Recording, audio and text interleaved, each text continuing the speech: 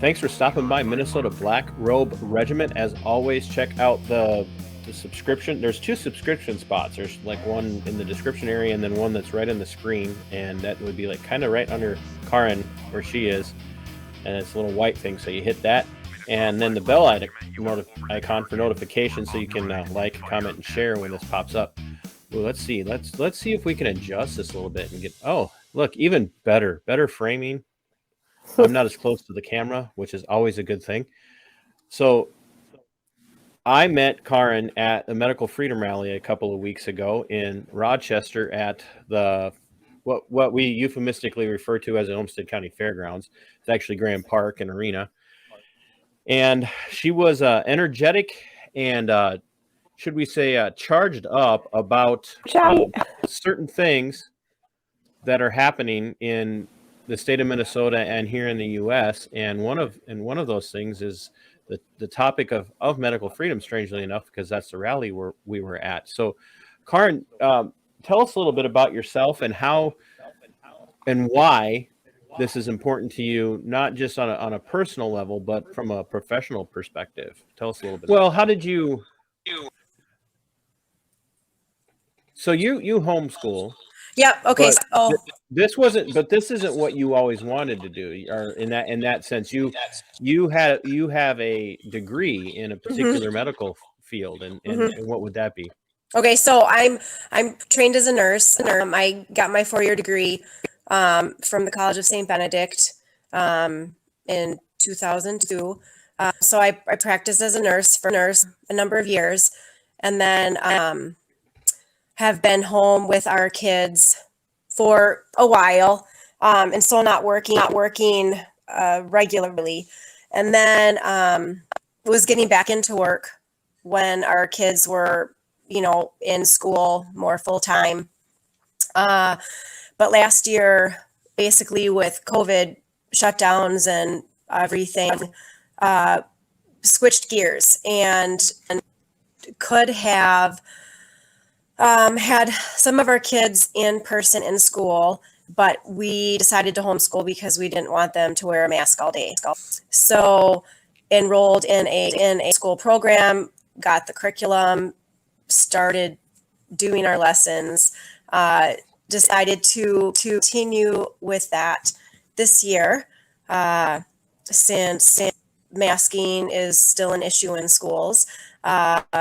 So just getting more involved with the education of our kids and not just assuming that other people are going to do a good job and have the best interests of our kids in mind, especially regarding like the faith components, being able to teach the kids more in depth than what they were getting in their school buildings. Then from homeschooling, just getting more educated myself.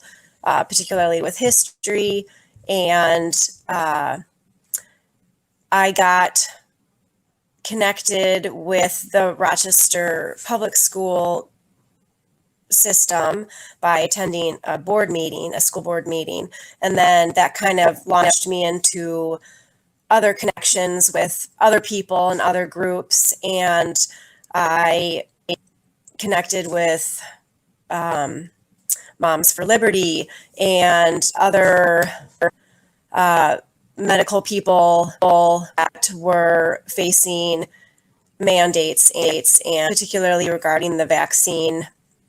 I got involved with because of these connections, somebody suggested that I take one of the Constitution classes that was being offered in town, sponsored by Patriot Academy. So basically, over the last couple months, kind of like mid-July, started getting involved more in the community, getting in connection and network with people, getting more educated, realizing that a lot of what is going on is a complete and utter violation of all of our rights, our bodily autonomy, our medical rights, our patient bill of rights, state laws fundamentally the Constitution. I love that class. It's been such a source of education and inspiration, and makes me realize what is being infringed upon, and the idea that our rights are God-given. They're just innate. We have them, and the government is supposed to protect them, not grant them, certainly not restrict them. It's supposed to protect our rights, and our beliefs in how we conduct ourselves and take care of ourselves, and the choices that we make all stem from our conscience and our beliefs and our religious freedom. So I feel like everything that is happening is a violation of our First Amendment. And you don't realize that that's being trampled unless you're knowledgeable, and then decide to do something with that knowledge. And so you are aware of a situation, and you can decide, okay, now what am I going to do? Am I going to get involved? If so, what is that going to look like? And that's just kind of, ignited this passion to get active and saying, do things. If you sit on the sidelines, your silence is consent. And that is kind of the thing that I keep hearing in my head. Like, I do not consent. I do not comply. I don't want this future. I don't want this for my kids, for our country. So getting involved, because of my background, that made me get motivated, particularly with like medical freedom. If we don't have control over what happens to our bodies, then there is no limit to what government or the medical field or everybody can do to you, because you have no freedoms, no rights, no choices, and that's bad. If you know history and any tyrannical ladies government. and gentlemen, the new full-time host of the Minnesota Black Robe Regiment show here, she done stole the show. She said everything that needed to be said. So, no, yeah, Karin, I love the fact that you can talk about it the way you did, because a lot of people have this feeling, they have a gut feeling, a gut reaction to a lot of this, and it doesn't feel right. I don't like the way this feels, but I don't know what to do about it. And I would imagine to some degree you were probably there a little bit yourself, is kind of what I'm hearing you say, is that like you knew something was wrong, but you didn't know what or how to address it. And having been trained as an RN and worked as an RN, it wasn't like you took the training, went and got, went to the boards and passed and then never did it. You actually worked as an RN, and having worked as an RN, just as well as anybody else, that when a patient comes in and says something's not right, and something doesn't feel right, you don't go, oh, just ignore it. You diagnose them. And it's a little bit of what I'm hearing you say, is that you kind of diagnosed that feeling you had, and tried to really dive down deep to find out what was causing it. Yeah, I mean, even as a mom, like your gut reaction with your kid, if something is off and you take them in for an appointment and you say they need to be seen, something is wrong. And, in times people saying, well, based on this box that I want to put you in, no. And it's like, no, you learn to be an advocate for your child and for yourself. And, right. And a lot of it is, so you have that gut reaction, and then you act on it, and you trust that, and then you defend it, and even sometimes hit opposition, but you still persevere. And the idea with all of this is that, yep, there was a suspicion, and okay, now let's dig into it. And my husband was helping gather information and send it to me, and I could read articles and watch videos, and realizing that, yep, there's something terribly wrong here. And we're not alone in that thinking, not by any means. And the more you connect with other people, you realize the battles that are really going on, and you realize that things don't add up, that the puzzle pieces don't fit together. There's red flags and discrepancies all over the place. And yeah, especially like that Constitution class, just realizing what exactly we're dealing with. And there might be people with good intentions that are just, I would say, ignorant, that they don't really know what they're dealing with. They don't have all the information, or they haven't had the time to do the digging.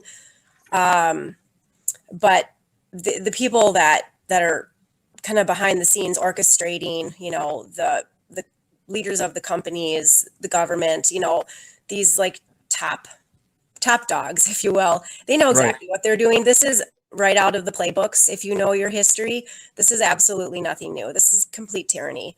And it's about fear mongering and power and control and money and depopulation. And it's everything. I mean, it sounds very doom and gloom, but it sounds very much like lizard people underneath the earth, tinfoil hat, frog turning. I wanted the truth, and that means there's good and there's bad. You learn that there is corruption, that it's very widespread in all of these different facets of our lives, our organizations. Wait, you're not implying that there's corruption at any level of people who are either elected or appointed servants? They're like, these people genuinely want to help us, and you're implying that they're corrupted?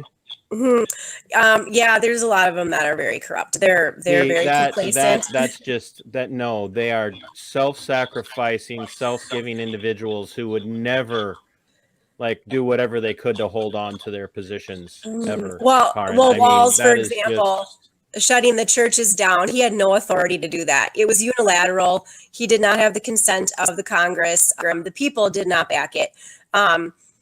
First Amendment is not just the ability to have your beliefs and not have like a centralized state denomination, state church, like the Church of England, for example. People can have their different beliefs, but you can also have the right to exercise it. Government is not supposed to interfere with your ability to exercise your faith. And when he shut the churches down and the bishops didn't stand up and say absolutely not, that we are essential, getting people through. We do need to clarify here that Karin and I, we've discussed this part already. Karin's a Roman Catholic, and I'm a Reformed Calvinistic Baptist. So at some point, the technology could catch on fire because of our differences. So when she says the bishops, she's literally talking about bishops in the Roman Catholic Church. Ironically, the critique that she's leveling towards the Roman Catholics on complying with Walls and Evers over in, because we talked a little bit about what's his name, Father Altman, in La Crosse. Yeah. She has about as many critiques of the Roman Catholic approach to all of these orders and whatnot as I have for Reformed Calvinistic congregations who complied as well. Yeah. And it's, it can take a lot to get a Roman Catholic and a Reformed Baptist to get together on something. So I applaud the government for bringing us together. You have created this monster on your own. We didn't do this. You did this. Yeah. So for me, it's all connected. Oh, absolutely. The government, education, pharmaceuticals, medical. It's all tyranny. It's all trying to control and micromanage. And like I said, the rights that we have are God-given. They're innate. Government is supposed to protect them, not grant it, and certainly not restrict it. And that's what they're doing. The idea that going back to the medical topic. So realizing that there is a problem, that I don't want to be forced to do things. I don't want my husband's job to be threatened with an ultimatum. Nobody has the authority to do that. I don't want this future for our kids. So you are aware of things. What are you going to do about it? I remember growing up, my dad would say, to whom much is given, much is expected. And I feel like if I have knowledge and I have a feisty spirit and I have connections, then I need to do something. I am called to, I cannot sit by quietly and expect someone else to do it. So I had gotten the idea of the Medical Freedom Rally, and was kind of getting my feelers out there, asking, oh, who's interested in doing this in our town? And nobody jumped at it. And I just was like, okay, I guess I'll do it. So made the flyer and spread the word. And then, thankfully, a lot of other people were on board and they helped spread the word and ultimately showed up. And so on September 5th, we had about a little under 200 people, I think is what they estimated. It was a great event. We had I've got video footage of just walking up and down the street of South Broadway there. Yeah, we got a lot of horn honking of the whole event. There were a lot of people.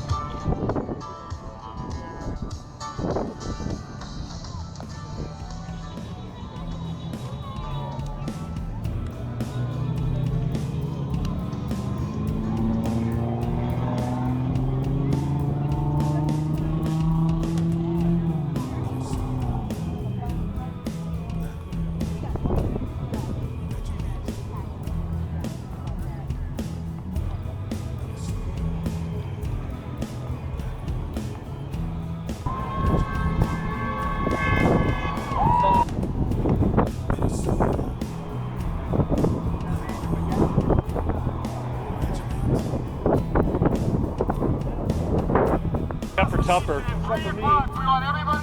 Don't forget to connect.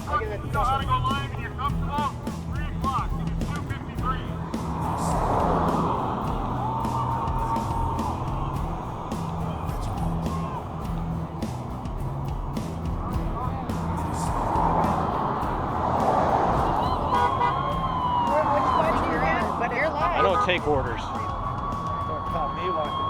Don't tell me what to do, Haskell. Fight my brain up. Don't say fight. That'll get you turned into a terrorist.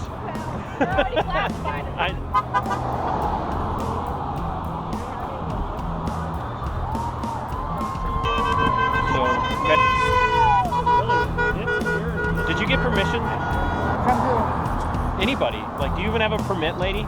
I don't need a permit. Actually, I do. It's right here. I have my pocket constitution. I don't take orders from you. What's that? I don't take orders. I don't take orders from anybody. Do ya?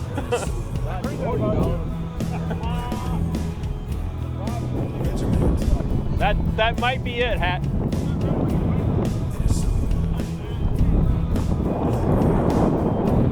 You gonna blow away? Is that like your sail?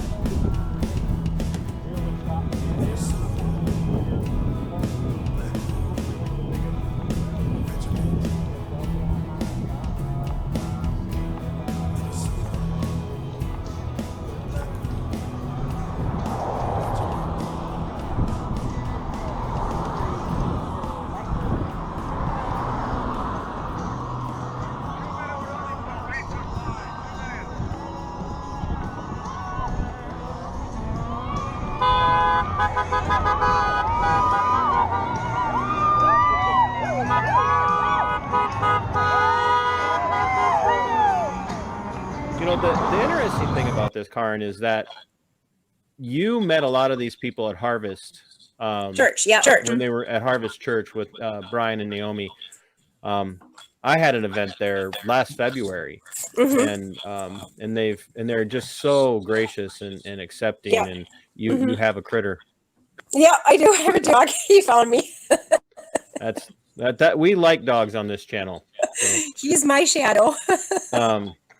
But you have been connected with a lot of people in the medical community that you didn't have connections with before because of Harvest. And these are people who are with you on this that are local to Mother Mayo and the conglomerate that is Olmsted County government and Rochester City government. How they're all intertwined. It's just this sick nepotistic self-serving circle of just, I don't know, but how they all kind of work and collude together to do all of this stuff. So Mayo throws something out there, and Olmsted and Rochester go, "Oh yeah," because Mayo said, and Mayo says, "Oh, the government says we have to do it too." And there are people that you've met now that are still actually in that environment through Mayo and other medical settings in the Rochester and Olmsted County area that said, "We don't want this," and we won't take it. And some of them have flat out said, if they tell them on such and such a date you will have this or you will be terminated, they'll say we'll be terminated. Yeah, they're willing to fight for their bodily autonomy and their medical decision making ability, and rightly so. Like I said, that no medical field, no government has the right to force anything. And if it boggles my mind that people don't have any long-term memory. What did we do before COVID? What was before that? Okay, we say the coof. Yeah, we don't say that other word. We say coof because if you use the other word, the YouTube algorithm. Oh, sorry. Yes. Okay, but before the coof, the scamdemic, the plandemic. Can't say that either. Just say coof. Okay, coof. COOF. They don't, for some reason, I can get away with that. Okay, so before the jab and the coof. Yeah, before the our world turned upside down. We used to be able to make choices. Okay, the yearly flu shot, take it or leave it. It was your choice. It was not forced. And even Mayo, I know that they offered exemptions. People could opt out for whatever reason and just say no, thank you. It was not required technically. So they have totally changed that now, saying that even kids in the supposed required immunizations they were supposed to get, you could always have conscientious objection. You could always opt out. So now you don't have that option. Why? Right. We have over a 99% survival rate. There's absolutely no reason to mandate anything, none whatsoever. And there's so many things you can do preventatively or early on for treatment that there is no need to say this is a death sentence. That is a blatant lie. And anybody who does not talk like that is either ignorant or bought and paid for. Gee, don't hold back, Karin. How do you really feel? You're either a liar or you're ignorant. Which one would you like to be? Because there is so much data. There is so many studies and so many doctors that are saying this is not a death sentence. It is treatable. Early treatment is the best. Taking care of your health. Good hand hygiene, soap and water. This is nothing new, folks. You mean like that stuff your mom's been teaching you since you were old enough to stand at a sink? Yeah, like nothing new. Absolutely nothing new. So hey, I use soap and water at least twice a day, whether I need it or not. So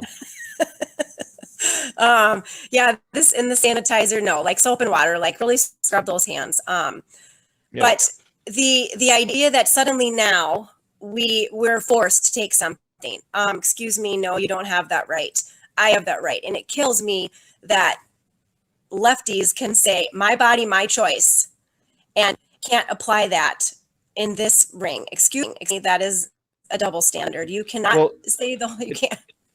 It's funny that you bring that up because I have a brief video interaction with a young lady who drove by, saw what we were doing, and got out of her vehicle with her friends, and she walked up and down the line of people, and I noticed that she had that smart alecky teenager look on her face. Mm-hmm. You know the one I'm talking about, and you could tell that she was in complete despair and in disagreement with what we were talking about, and she brought that up. She said to, when I stopped her to talk to her and asked her what she thought, she said, and the video will be out. How did she say it? I see these signs that say my body, my choice. So all you people pro-choice? And somebody misunderstood what she was asking, and yeah, absolutely. And I said, no, she's asking you if you're pro-abortion or not. Mm-hmm. Yeah, see, and that immediately set her off. She didn't yell and scream. A couple of times she got a little foul mouth, or at least once. And she did not like the fact that she was trying to play on bodily autonomy for infanticide, for murder of Absolutely. children. Yep. But we were saying, look, when we say my body, our choice, or my body, my choice, that we were literally talking about our own bodies. And Yep. and she immediately made this logically fallacious appeal to the idea that we were hurting other people, but you murdering your baby isn't hurting someone. Yeah. Well, And so I don't like the whole argument, my body, my choice, when it comes to abortion. I think that's wrong, because another life involved. You don't have, I mean, once again, it goes back to our inalienable rights, life, liberty, pursuit of happiness, religious freedom, all of that. Like, yes, you have a body, but there's another entity, there's another life there, and you don't have the right to extinguish that just because it happens to be using you as an oven. I mean, I know it's kind of simplistic. I mean, you're just an oven. You're just an oven, Karin. You know what I mean? Like, that idea that, well, it's just a thing. It's just cells. It's not a human being, Well, and she actually said that it's just a clump of cells. No, it is not. It is scientifically proven that life begins at conception. But anyway, if you can use that logic and say, well, this isn't another life and it's my body, and that is insane. That's ridiculous. That's murder. Then why can't I use those same words and say, when I acting with my own body and there is no other life involved, it is me. We can't use that argument. So there's that double standard. But more importantly, whether you're using that wording and regarding it or relating it to another group, the bottom line is that we have the right to make decisions about our bodies. And a shot, you can't undo that. You can't take that back. You can't. I had a woman talk to me at the rally, and she was saying that her employer gave her the ultimatum: get the shot or be fired. She didn't know how to fight it. She didn't know her rights. She got the shot. She started crying and said, I regret it every day. And I was thinking, oh, you're concerned about like what's going to happen to all of the side effects, because we keep hearing on VAERS, the vaccine adverse event reporting thousands upon thousands that are suffering from this. And Right. She's like, no, I feel like I was assaulted. I was violated. She said, I lost my ability to say no and to make a choice about what was put into my body. She equated it with assault. That's how she felt. She felt violated. And I was like, wow, that is a whole other level. This idea of, women saying, we got to protect our body. We don't want attacks and assaults. Like, that's how she felt. She felt violated. Like something was put into me that I cannot take out and I can't undo it. And it's a done deal. And I did not consent. I felt forced, and that really, really bothers me. So people argue like, well, she wasn't forced. She didn't have to take the vaccine. She still made that decision. And that's, like I called this Karin medical freedom and informed consent. And when I talked to two people from Mother Mayo at the rally. They were standing side by side, and they flat out said that even if you decline to take the vaccine, you have to take training, hours and hours and hours of training, where you have to answer the questions exactly the way they want them answered, just to be able to say you're declining to take the vaccine. Mm-hmm. And it's not an informed consent issue, because they're only giving you information that comes from the perspective that they want. Yep. And the answers to the questions that they're asking, there's no, you understand what we're saying, but you disagree based on the information we've given you. You don't have that option. You have to answer it a certain way. Mm-hmm. And so when I run into people, who are out there going, well, everybody has a choice. Like, you literally don't. No, they don't. Especially if you work for a medical provider, you literally don't have a choice. You will do this or you will suffer the consequences. Yeah. And you're seeing this in this group that meets at Harvest, that it's not just, some out of touch person who's kept their RN license active like you have and isn't actually out there practicing this at all. Mm-hmm. You're talking to people who are in the facilities every day.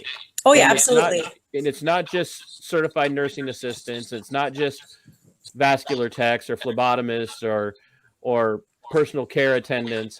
It's nurses, nurse practitioners, it's doctors, and it's others that you're running into that are saying, no, we're not going along with this. Yeah, it's a lot of different people that feel that it should not be forced. I mean, so there's a lot of reasons why people are opposed to it being forced, because you don't have the ability to do that, and never before in history have we been given an ultimatum like this.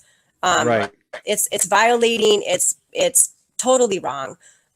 Speaking of regulations, but the data that's there is not supporting the need for this in the first place, and we have no long-term data. What we do know is that there are a lot of problems with reporting and side effects and death and disability by the thousands and the thousands. It's not a small problem or risk level. And for some people, my mom has a very extensive medical history, and she would feel unqualified to get the shot if she even wanted it. She doesn't. But if she wanted it, she's like, I think that the side effects would be catastrophic. I don't feel like I'm a candidate for it. So the idea of forcing everybody, not looking at now, is that because she has underlying medical conditions? Yeah. So they would say, well, you've got comorbidities. You're at risk for COVID. And she says, the Lord is going to take me when he wants to take me. I would live in fear. I'm going to live my life. And I could die up in a car crash tomorrow. It has nothing to do with a virus. She said, I don't feel like I'm at risk. She's not out in the community a lot. She washes her hands. She takes her supplements. She tries to stay healthy. She says that because of her conditions, she thinks that the side effects from the shot would be catastrophic. And she doesn't want it. Then you said that her comorbidities have caused her to say that she believes, based on what she's reading, that it's actually more detrimental for her to take it. Yes. Well, and I was listening to Dr. Ryan Cole speak, and he said that with these types of viruses, no shot will ever fix it. You can't eradicate it. Just like colds and flus, they are in our society. They are there. You need to get them. Your body needs to figure out how to handle it, get antibodies, and know how to respond the next time. It's just something you need to get. Yeah, exactly. That's what I had a RN from up by the Twin Cities on when I was at the Medical Freedom Rally in St. Paul, where we had over 3,200 people there, according to the state patrol numbers. Mm-hmm. That's their numbers, not ours. We didn't run around and triple count people. That's the state patrol saying, based on our closest estimate, you had at least 3,200 people there, different people there. Mm-hmm. And I talked to one RN who said he had the coof, and when he talked to his medical team in the clinic that he worked at, they told him he should get it, but he needed to understand that the fact that if he takes the jab, will actually make him more susceptible to a more severe interaction with the virus that causes it, because of what they've done with the RNA. And that he'll actually get sicker. It would be far more potentially dangerous for him than to now just rely on his own personal bodily immunity that's developed because he had the virus, which flies Yeah. in the face of what everybody else out there is saying. And there are droves and droves and droves of people like you and Eric and others coming out here saying, look, we're not uneducated morons. We may Oh, not no. know everything, Yeah. but when it comes to medicine, we have, in medical practice, we have to take tests on a regular basis. You have to stay current, which is one of the reasons you've worked on keeping your license up. And you don't just go keep your license up by taking a 2-minute, online quiz. You actually have to study, and there's a lot of studying involved in. Yeah. Well, Why I would never make it trusting, as an I'm RN. trusting people that are directly in the field, that are scientists, doctors, pathologists, all of these kind of people that are, and that something is fishy when they're silenced. That is dangerous. If you want to push a certain narrative, you shut down all the opposition and you have one thought coming out, and that's what we're seeing. Anybody that has any questions, any other concerns, any other data, it's shut down, and that should be a red flag. But this doctor is saying that you need to understand that we are not going to get ahead of this. We're always going to lag. There's always a disconnect between the current variant, mutation, strain, and the treatment. Because by the time you get something formulated, you're on to the next variant. That is just the way that it is. You will always be lagging and playing catch up. You're not going to get ahead of it. And if you have the wrong treatment and the wrong variant, you are not going to have a proper antibody response. Your immune system is not going to work effectively because it's not the right lock and key. You don't have the right fit. And then all you did was goof up your immune system. So now when you get hit with any sort of other viruses or germs, now you're not able to handle that properly because your immune system is out of whack from this treatment you're trying to push that's not really effective. This is my take or my understanding from what he was saying. So right. He's like, the best thing is, let your immune system do its job without interfering with it. And the fact that he's saying that there is treatment out there, early prevention or early Right. treatment, prevention, getting your bodies healthy. Like he talks a lot about vitamin D, especially being in Minnesota. That if you boost your immune system and try to stay healthy right off the bat, proper nutrition, sleep, a lot of, enough sleep, all of these kind of things. Exactly.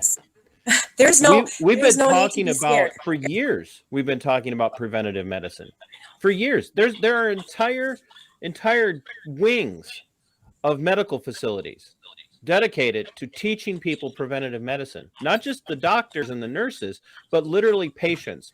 Oh, you're in here for this, but while you're here, let's talk about this. That's information after information after information is handed down to cancer patients and other chronically ill people. Diabetes is a perfect example of preventative medicine. What can we do to waylay this from happening? And they do it with other things. And some of what you're talking about, the thorough and complete hand washing and whatnot. But now all of a sudden, preventative medicine's out the window.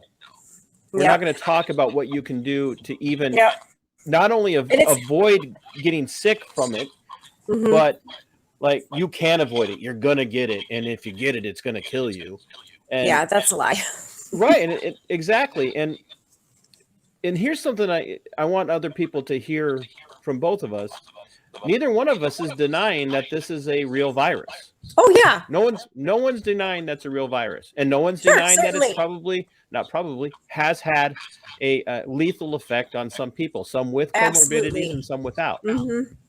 But we don't treat everything that has a potential lethality to it the same way. We just don't.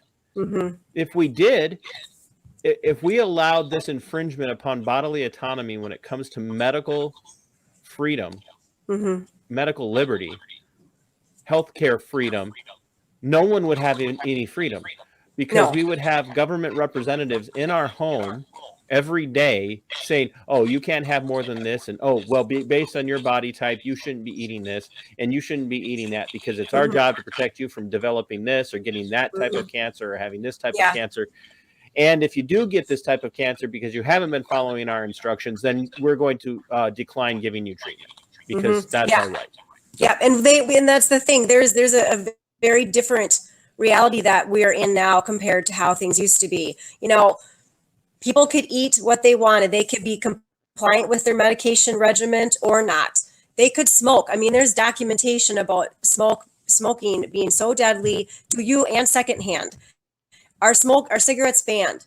Nope, because people have the right to choose that, or they have the right to harm themselves basically, and no government is stepping in, and no medical facility is saying, well, we're denying you care because you smoked and now you have lung cancer and you really don't deserve your chemotherapy, or what, you know what I mean? Like, you don't have any of that. And the idea that now, and I hate to make it conspiratorial, but let's just be honest. The reason that smoking's not been banned is because the government makes too much money off of it. Exactly. Bing, bing, bing. Why is a lot of the stuff going on now? Because there's money. And strangely enough, they make most of their money off of lower middle class and poor people off of it. Yeah. There's, like remdesivir. Okay. Why was that pushed? It's unsuccessful. There are problems with it, and it's expensive. That's why. Other things that are already available and way more effective and less harmful are not glamorous. They're not expensive. They're put off to the sidelines and buried.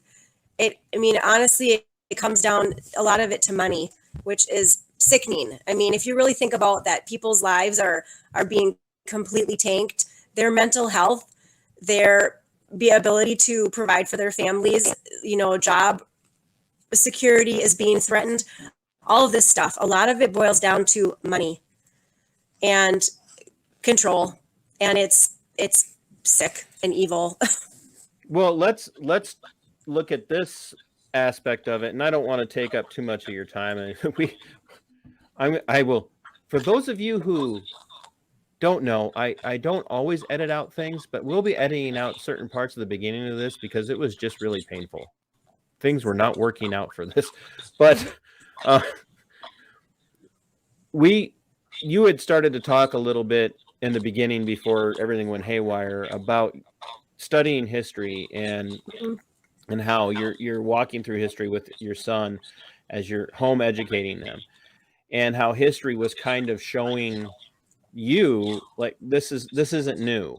And what I want people and there's kind of, you go back to the fall of the Weimar Republic in Germany and the rise of the Nazi regime, and what you end up dealing with in that situation is what we're seeing isn't identical, but we're seeing certain things that are indicative of the same kind of abuses, just under the guise of we care about you. Yep. And one of those is all of the jab manufacturers for years now have had immunity from both criminal and civil litigation. Yeah, from criminal prosecution and litigation, as it's tied to the use of the jab in a lot of situations. And people they just so blindly follow this, and I'm going, no, let's ask ourselves about the money. Why on earth would we need to grant, especially in the case of the Koof jab, would we need to grant rapid approval, rapid access, rapid administration, and then also continue to give them immunity from any kind of criminal prosecution and civil litigation if this stuff is so flipping safe? Why should they be safe from that? Because if I make a product that hurts somebody, even if it's used improperly by that person, I could still be sued. But they can't. And who's paying for all of this? And that's what we have to look at. And this, there again, it sounds like we're talking about lizard people running the world and living in caverns. But like I say so many times on the channel, and Karin probably heard me say this before in a conversation somewhere since we met, the big difference between a conspiracy theory and reality is about 6 months. So, yeah, it's not. We have they're to ask not ourselves theories. why. There's a lot of proof. Yep. Well, and the idea that all of these things are safe and effective. If you go to the FDA and you actually read documents and you don't just listen to mainstream media and regurgitate the same garbage and actually do the digging yourself, you know that everything is still under EUA, emergency use authorization. And under those guidelines, you cannot, according to federal regulations, you cannot force things. It's supposed to be informed consent, and part of that process means right to refusal. So nothing is actually approved. Everything is EUA, and the supposedly new like Pfizer thing that's approved, that's licensed, this Comirnaty, it's not even available yet. And the documents even say that studies are still going to be continued until 2026, and they're showing that there is concern of myocarditis and pericarditis. That is heart problems, and they're already aware of that. But yet they're still. Ladies and gentlemen, this is why we talk to medical professionals, because I would. They still want to push this on our kids, especially. Like young kids are having strokes. Yes. Why on earth are you willing to submit your babies to this garbage when they are like not vulnerable at all? If they happen to even catch this, it's like a mild cold to them. For the love of Pete, like seriously, all these parents, it kills me. Right. It's so wrong. Literally, we're seeing a section of the population who in the youth from 12 to 18 in particular, who by and large are like almost immune to everything. Like when childhood leukemia hits these kids, we're devastated because very little ever affects them. And when something like that comes along and takes one of them out, and I don't mean that to sound callous or brazen, but when something like childhood leukemia comes along and does that kind of damage to them, it's especially shocking because of how healthy and resilient they are with very little interference from anybody else. And we're seeing them develop. We're seeing cross-country runners, long distance track athletes, people like very strong football players and wrestlers who are getting this, and reports are coming in that within days they're back in the hospital. And then they're never going to play again. The sport that they love. If they live, they don't play again because it's now become dangerous for them to do that. Yeah. And so they're young and vibrant, and their future is devastated. You know. Yeah, exactly. Especially if it's something they love, and it's what's really kind of to me, it's almost criminal in its negligence is the fact that we saw last year when the schools were shut down, and then when they did open up, they were very limited on what they were going to allow for athletics and what kind of competition and whether or not there was going to be any competition and what practices would look like. And they, in the Minnesota's High School Athletics Association or whatever it is, got involved and said, nope, no competition. And a lot of parents went out and like they started to show up at rallies. And I've been going to rallies since April of 2025 or 2025. Since April 25th of 2020. I have been doing this so long. I did it before it was a thing. April 25th of 2020, I was going to rallies and interviewing people and talking to people and speaking out and whatnot. And some of these let them play families and parents started to show up and take part in the rallies and take part in the protests. And because they were upset about what this was doing to the experience of their children in high school and how they were being robbed of this magical moment of competing in their last year of football or their last year of volleyball or their last year of whatever sport it was. And they fought and they fought and they fought and they fought and they fought, and they finally got them to back down, and they got their way, and they quite literally took their toys and went home and haven't been involved yet. And very few of those parents are involved now when it comes to the schools requiring these students to be jabbed. Yeah. And they're just on board. Yeah. And yeah, get them back into the school building, jab them if you have to. Yeah. And I'm like, you were out there fighting to preserve their memories of these special moments, but you're not even taking the time to look to see whether or not this is dangerous to your child. Yeah, their health, I mean, their health now is affected in the immediate future, but long term, we know nothing. I can speculate based on what we do know now, and it's not pretty. Yes.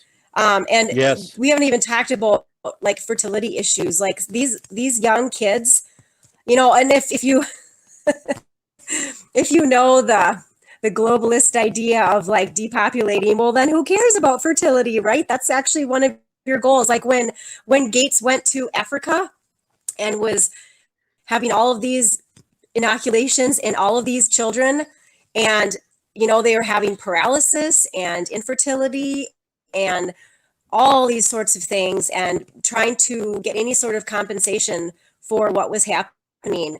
That was a battle. It's still going on, you know. Right. So we know in our history that there is funny business and there is ill will. I can't believe you would imply that. No. As you could tell, I use a lot of sarcasm. So there is every reason to be concerned now, especially when this was sped through quicker than anything. Usually it takes years and years to develop things and lots of trials. And you do not have that now. And people should be asking why. Well, why? And then when people are giving ultimatums with their jobs, why? Medical people that have worked this entire time with whatever they're doing, whatever precautions they're taking, and that has been good enough. And suddenly now, by an arbitrary date, they're no longer useful unless they take this jab. Excuse me? Like, they have served you this entire time and they were worthwhile, and now they're expendable. Why? What has changed? Think about this, Karin. And I know you'll figure out exactly where I'm going, and we'll wrap this up here in just a couple of minutes. I'm gonna ask this question / statement, and then I'm gonna ask you a couple more thoughts. When the coup hit the United States, everybody's like, we got to protect people from it, and everybody's like, well, right, okay, we'll give you a week or two here because nobody really knows what's going on. Like, I wasn't that guy. I warned everybody this was all going to happen. You asked my now former coworkers at the Olmsted County Sheriff's Office, they're like, what do you think of all this? And I told them this is going to happen, and this is going to happen, and this is going to happen. They're like, oh, bull. And then like 5 months, 6 months later, they're like, are you a prophet? And I'm like, no, I just warned you this was going to happen, and because I pay attention. And I'm not saying that to pat myself on the back, but but one of the things that they kept telling us through all of that to justify everything was, hey, the coup is serious and it's going to kill thousands and thousands and thousands. And there are going to be bodies in the streets of Minneapolis. We need a new refrigerated morgue, and we need all these hospitals, and we need all of this and all of that. And the worst thing is that, yeah, it's got a 99.9997 survival rate. But you don't know what the long-term side effects of the coup are. You don't know what it's going to do to you in a year or 2 years or 4 years or 5 years or even 20 years down the road. You don't know. Mm-hmm. And now we've got people out there saying, oh, hold on. I'll grant you that. We don't know. I may never, not me personally, but I may never regain full sense of taste and smell, but I might. But you want me to jab myself with this thing? And and we have literally no idea what the long-term effects of that are. Absolutely. And it's totally fine. Huh? Yeah, It's totally safe and effective. It's Right. not There safe are no because- long-term effects. Trust us. Yeah, famous last words. Right. Like when you were probably a lot younger and getting ready to go out on your first date or whatever, I'm sure the dad and mom gave you the whole, and now if he says just trust me, it'll be okay, immediately do not trust him. And that's kind of, my parents told me that about my friends. If your friends ever look at you and go, trust me, it'll be safe, immediately break off that friendship. Like, isn't it Reagan that said we're here from the most government? Terrifying words to hear. Yeah, we're here from the government, and I'm here to help. Yeah, yeah, exactly. Yeah. So, for one, I really appreciate your time. Sorry for the weird. I don't know what was going on there. It's like people do not want us to have these kind of conversations. So, one, thank you for your time in doing this. One, thank you for allowing me into your sphere here. And if there's anything I can do to help you going forward, especially as we get into the colder months with the fall and the winter and whatnot, and you want to hold an event or you want to hold another rally to support people who really don't want to be involved in this, let me know if there's a promotion, help with the event or anything like that, because I really want to help you help others. That's my biggest thing, is getting other people aware that there's a place that they can turn to for help, especially if you start finding there are people who are losing their jobs. That's a big thing for me, is I want people to be aware that there are patriots out there and constitutionalists out there that are willing to step up and do what they can to help people in dire straits. And if there's somebody that you become aware of that needs help because they've taken a stand and they're losing their job and they're maybe going to lose everything, make sure that you help them connect with me or connect me to them so that we can find somebody to help them get back on their feet or get them some work or something. And then after all of that, what is one brief takeaway that you want people to have from this, out of all this rambling that we've done? All of yours good, mine mostly just a diatribe. What's one thing you'd want them to remember? That it's do or die time. Like there's no more let's wait it out. Like the pressure's on and you are either going to sit on the sidelines or you're going to get engaged. And it's not just about us, it's about our kids. And that's the biggest thing, is that we have to protect them, because all of the things they're trying to do in schools with the so-called precautions and trying to rush the shot to the younger crowd, that should be terrifying. I mean, if you research anything about injection injuries, there's a lot out there. There are parents that absolutely do not want their kids to get anything anymore because they have suffered from previous shots, and they have to have the right to say no thank you, just like they've always done. It doesn't matter what virus or germ or disease it is regarding. They have to have that right. And absolutely. I have met parents that have had children that have suffered from injections, and they don't mess with mama bear. Like, I mean, it's sad that it's taking this kind of stuff to wake people up, to get them involved, to get them knowledgeable, to get to find their fighting spirit. But you have to find it. You have to get in connection with people in your community, and you need to do something. I mean, you need to be praying about it, because this is definitely a spiritual battle as well, because evil is on all fronts, and they're fighting to win. So we need to be just as aggressive. Except we don't hopefully need to stoop to their level and turn violent, but we do have the right to defend ourselves. I mean, that's our Second Amendment too, is the right to defend ourselves. And our life, our dignity, our other rights, these are all God-given. We have a right to preserve them. And if government is stepping on your toes, you have every right to push back. And you should. It's for us individually, but it's also for our nation. And you don't find these guarantees or these rights that are supposed to be protected in any other country. You ask people from other countries that have fled tyranny, and they tell you exactly how it's going to play out and what to avoid, and they're scared. We're going down a dangerous path, and we need a about face like immediately. Right.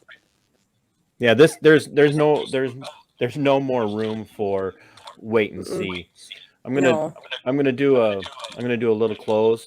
I'm gonna end the recording, but don't go anywhere, okay? Okay. Hey, it's not just crazy, ignorant, uneducated folks like TC who just sit here and rant and rave about how all this stuff is just bad on constitutional level. The biggest issue is that there are a lot more things at play here.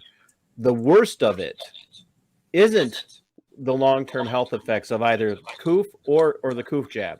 The worst of it is how sick our republic has become because of a stripping and eroding away of our God-given natural liberties and rights and freedoms, all for the sake of protecting us. And C.S. Lewis has an excellent quote, and I'll put it in here at the end of the video. And Plato even said, and I'm going to paraphrase, that when he first appears on scene, a tyrant comes as your protector. And as people, we have a natural desire to be protected from those things which are the most dangerous to us. Sadly, we don't often recognize that the thing that is most dangerous to us is the person who says that they can save us from the simplest of things.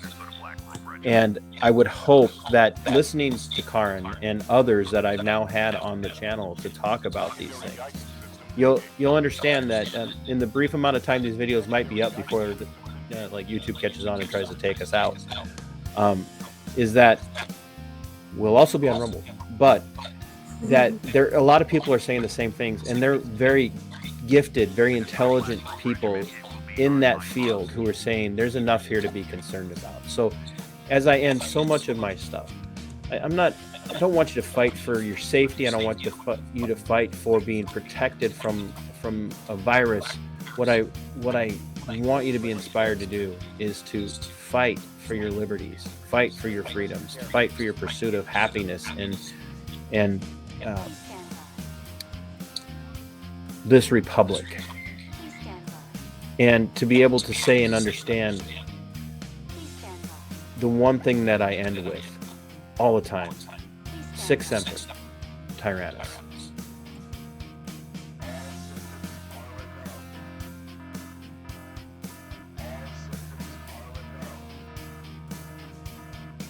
Minnesota Black Robe Regiment, you are over the target. You are authorized to fire at will.